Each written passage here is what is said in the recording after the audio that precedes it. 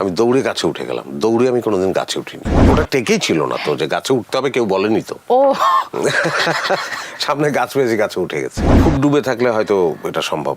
এখন হয়তো আমার মনে হয় যে না, পারবো না দৌড়ে একটা গাছে উঠে যাওয়া। ওই মোমেন্টে সেটা পসিবল হয়েছে।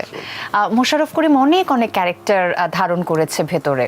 মোশাররফ করিমের মনে দাগ কেটে আছে তার অভিনীত কোন একটি প্রজেক্ট, হতে পারে সিনেমা, হতে পারে নাটক, কোন চরিত্র? আমার মুশকিল হয় কি, আমি অধিকাংশ ক্ষেত্রে আমার অধিকাংশ কাজই দেখা হয়নি। আচ্ছা, তার কারণ হচ্ছে যে কাজ দেখার পরে আমার মনে হয় যে এই জায়গাটুকু হয়নি, হয় না, সেটা নিয়ে আমার অনেকক্ষণ মন খারাপ থাকে। তো দ্যাটস ওয়াই দেখা হয় না। আর নিজের কাজ দেখতে একটা কেমন। আচ্ছা, কিন্তু বিহাইন্ড দ্য সিনের এক্সপেরিয়েন্স থেকে আপনার কোনটা? তারপরেও আমার যদি প্রিয় চরিত্র বলা হয়, তার মধ্যে অনেকগুলো চরিত্রই। 420-তে যে ক্যারেক্টারটা করলাম ওইটা, তারপরে টেলিভিশন ফিল্মের ক্যারেক্টারটা, থার্ড পারসন সিঙ্গুলার নাম্বারের ক্যারেক্টারটা, তারপরে কবুলিয়তনামা নামে একটা নাটক, লাভলু ভাই ডিরেকশন আর কাজী শাহিদুল ইসলামের রচনায়। সেটা অবশ্য এখন ইউটিউবে কি অন্য কি একটা নামে যেন যায়। আচ্ছা, কিন্তু মূল নাম ছিল কবুলিয়তনামা। ওই চরিত্রটা। আমরা মোশাররফ করিমের জীবনের বেশ কিছু এক্সপেরিয়েন্স শুনছিলাম। আমি একটু হুব্বা নিয়ে কথা বলতে চাই, যেহেতু এখন সবচেয়ে জরুরি যেহেতু এখন আপনি হুব্বার আরো কিছু গল্প শোনার লোভ আমি সামলাতে পারছি না। আচ্ছা, হুব্বা বায়োপিক, ভীষণ দাগি একজন লোক, তাকে নিয়েই আসলে লেখাটা। কিন্তু বিষয় কি যে ওই টিপিক্যালি ওইরকম বায়োপিক বললে তো আরো অনেক কিছু উঠে আসা অন্যভাবে। বায়োপিক ডেফিনেটলি, কিন্তু ডকুমেন্টারি তো না।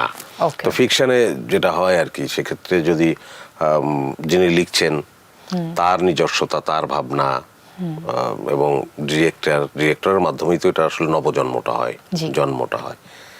তার মুনশিয়ানা থাকে, তিনি কেমন করে দেখছেন। আলটিমেটলি গিয়ে এটা একটা তো শিল্প যদি বলি, তো সেই ক্ষেত্রে তো তার একটা স্বাক্ষর থাকে।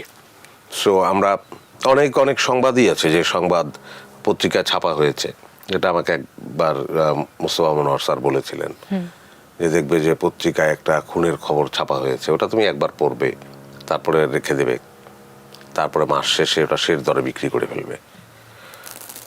কিন্তু ওই খুনের ঘটনা নিয়ে একজন ঔপন্যাসিক চমৎকার একটা উপন্যাস লিখেছেন। তার মধ্যে কিন্তু উনি ওনার নিজস্ব অনেক ভাবনা, অনেক মিথ্যে কথা হয়তো টিপিক্যালি, অর্থাৎ কল্পনাগুলো তো মিথ্যে, সেই সব মিশেল দিয়ে উনি ওটা লিখেছেন। সেটা তুমি কিনে শেলফে রাখবে, কারণ আর্ট। তো ব্যাপারটা তো এইরকম আর কি।